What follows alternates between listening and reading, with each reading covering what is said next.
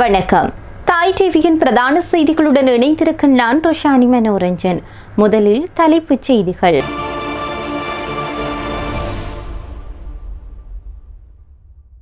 CT. Wickramaratne மரணிப்பதற்கு முன் சந்தித்த பிரபல அரசியல்வாதி 3 மணித்தியாலம் பேசிய விடயம் என்ன? நகைச்சுவை தரப்பாக மாறிவிட்ட எதிர்க்கட்சியினர், ஆளும் தரப்பு விமர்சனம். சர்வாதிகாரத்தை நோக்கி நகர்கிறது அனுர அரசு, சஜித் பகிரங்க எச்சரிக்கை. இலங்கையில் திறக்கப்பட உள்ள ரஷ்ய எரிபொருள் விற்பனை நிலையங்கள், அரசு அனுமதி. ராஜினாமா செய்த பிரித்தானிய பிரதமர் ஸ்டார்மர் அடுத்து என்ன செய்ய போகிறார்? ஈரான் தாக்கினால் நிபந்தனையற்ற பதிலடி உறுதி, இஸ்ரேல் பகிரங்க எச்சரிக்கை. முதலில் தலைப்புச் செய்திகள்.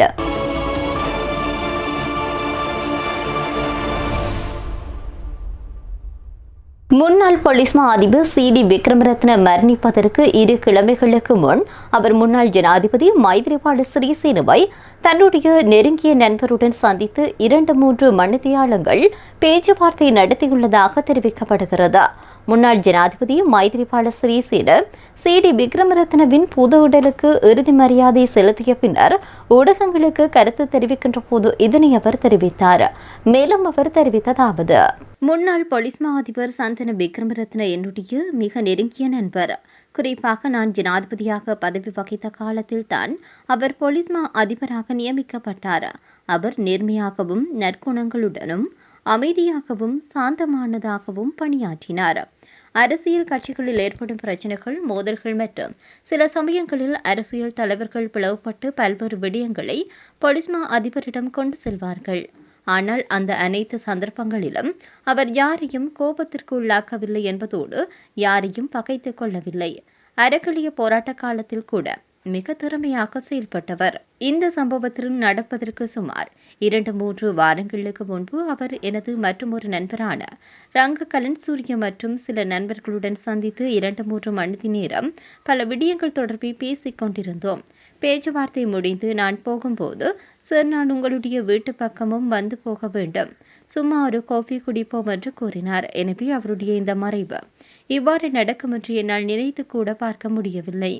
2 வாரங்களுக்கு முன்புதான் அவரை சந்தித்து பல மணி நேரம் ஒன்றாக இருந்ததால் இந்த செய்தியை கேட்டதும் எனது மனதை மிக ஆழமாக பாதித்ததோடும் பெரும் மனவேதனையை தந்தது.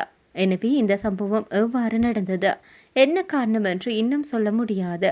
விசாரணைகளின் மூலமே அது தெரிய வரும். இவரை போன்ற முக்கியமான மனிதர்கள் அரசு சேவைக்கும் போலீஸ் துறைக்கும் ஏனைய சேவைகளுக்கும் மிகவும் முன்மாதிரியான ஒருவராவர். அவருடைய ஓய்வு காலத்தில் கூட அவரால் பணியாற்ற முடியும்.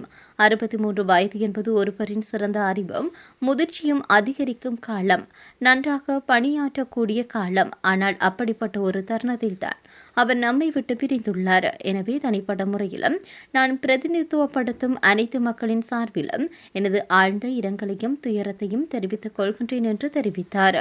எதிர்க்கட்சிகள் தற்போது நகைச்சுவை வழங்கும் தரப்பாக மாறிவிட்டனர் என்றும், நம்பிக்கையில்லா பிரேரணையை கூட வெறும் நகைச்சுவை விடயங்களாக மாற்றியுள்ளனர் என்று அமைச்சரான சமந்த வித்யாரத்ன தெரிவித்தார்.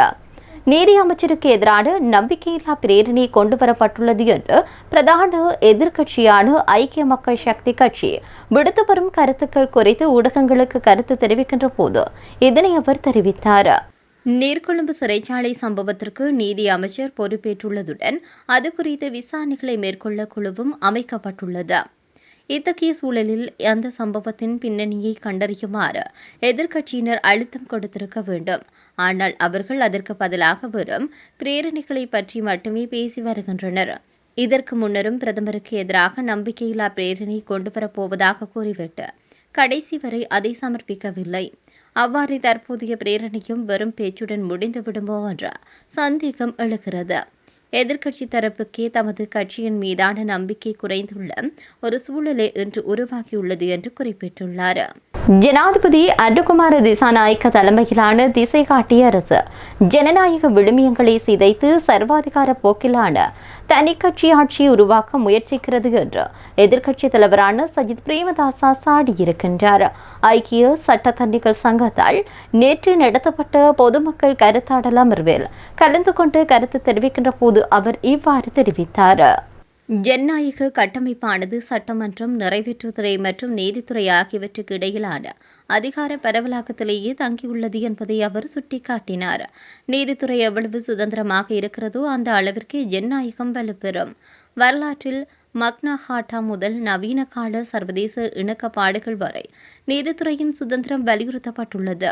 ஆனால் இன்று உயர்மட்ட நீதித்துறை நியமனங்களை கூட செய்ய முடியாமல் அரசு நீதித்துறைக்கு அழுத்தம் கொடுத்திருக்கிறது. மக்கள் நீதித்துறை மீதான நம்பிக்கையை இழக்கும் சூழலை அரசு உருவாக்கி வருகிறது. திசை காட்டிய அரசு மக்கள் ஆணையை அவமதிக்கிறது என்று தெரிவித்த எதிர்க்கட்சித் தலைவர், ஜனநாயகத்தை பாதுகாப்பதாக கூறி ஆட்சிக்கு வந்த அனுகுமார திசாநாயக்க தலைமையிலான அரசு தற்போது சர்வாதிகாரத்தை நோக்கி நகர்கிறது. இந்த ஜனநாயக விரோத நடவடிக்கைகளை முறியடிக்க வர்க்கம், நிறம் மற்றும் கட்சி பேதங்களை கடந்து மக்கள் ஒன்று திரள வேண்டும் என்று அழைப்பு விடுத்தார். அரசின் இத்தகைய போக்கு சர்வதேச நாணய நிதியத்தின் உடன்படிக்கைகள் மற்றும் ஐரோப்பிய ஒன்றியத்தின் GSP+ போன்ற வர்த்தக சலுகைகளில் எதிர்மறையான தாக்கங்களை ஏற்படுத்தக்கூடும் என்று அவர் எச்சரித்தார். நீதித்துறையின் சுதந்திரத்தை பாதிக்கும் எத்தகைய முயற்சிகளையும் மக்கள் சக்தியினால் மட்டுமே தோற்கடிக்க முடியும் என்று அவர் வலியுறுத்தினார். மத்திய கிழக்கில் ஏற்பட்டுள்ள போர் சூழலை கருத்திற்கொண்டு இலங்கையின் எரிபொருள் தேவையை உறுதி செய்ய ரஷ்யாவுடன் நடத்தப்பட்ட பேச்சுவார்த்தையின் பலனாக 2 ரஷ்ய நிறுவனங்கள் இலங்கையில் எரிபொருள் விற்பனை நிலையங்களை திறக்க முறையான பதிவுகளை மேற்கொண்டுள்ளதாக பிரதி அமைச்சரான அருண் கேமச்சந்திரா தெரிவித்தார். திருகோணமலையில் நேற்றைய தினம் மாலை இடம்பெற்ற ஊடகவியலாளர் சந்திப்பின் போது இதனை அவர் தெரிவித்தார். மத்திய கிழக்கில் ஏற்பட்டுள்ள யுத்த சூழ்நிலையை தொடர்ந்து உலகளவில் எரிபொருள் நெருக்கடி ஒன்று உருவாக்க தொடங்கியுள்ளதுடன் இது சுற்றுலாத்துறையிலும் பாரிய தாக்கத்தை ஏற்படுத்தியுள்ளது.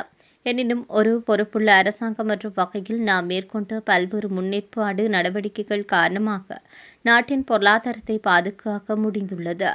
கடந்த காலங்களில் உலகளவில் எரிபொருள் விநியோகத்தில் எந்த பாதிப்பும் இல்லாத போதும் இலங்கையில் நிலவிய அந்நிய செலவாணி பற்றாக்குறை காரணமாகவே எரிபொருளை சீராக பெறுவதில் சிக்கல் ஏற்பட்டுள்ளது.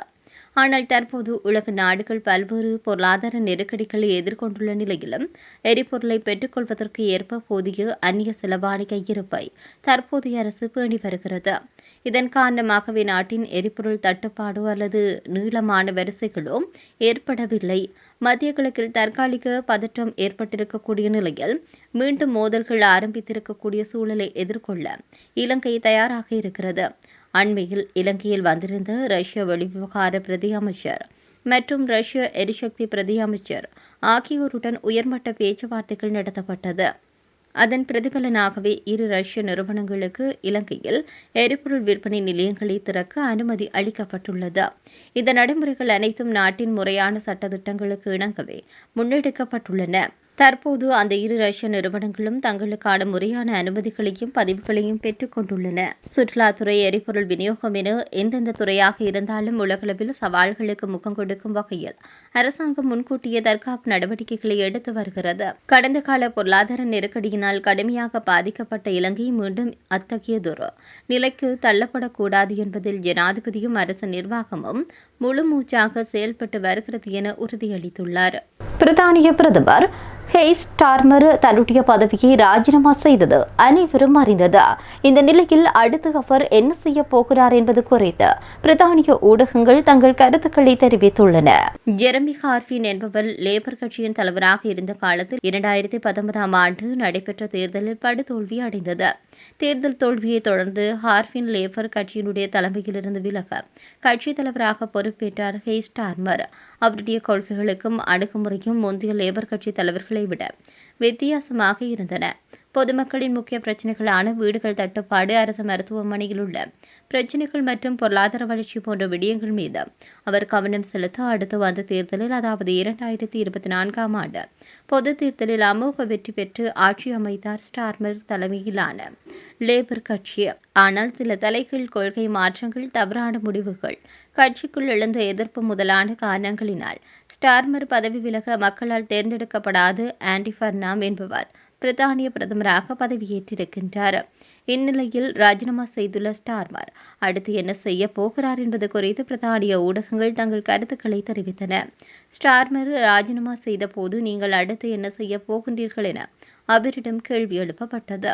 அப்போது அவர், நான் சமையல் வகுப்புகளில் சேர்ந்து சமையல் கற்றுக்கொள்ளப் போகின்றேன் என வேடிக்கையாக கூற, ஆம், அவருக்கு 2 உணவு வகைகள் தான் சமைக்க தெரியும், அதனால் சமையல் வகுப்பில் சேருவது நிச்சயம் அவசியம்தான் என அவருடைய நண்பர் ஒருவர் விளையாட்டாக கூறினார். விடயம் என்னவென்றால், சில உலக தலைவர்களைப் போல சொந்த நாட்டிற்குள் அதிக வரவேற்பு இல்லை என்றாலும் மற்ற நாடுகளின் தலைவர்கள் பலர் ஸ்டார்மர் மீது மரியாதை வைத்துள்ளார்கள்.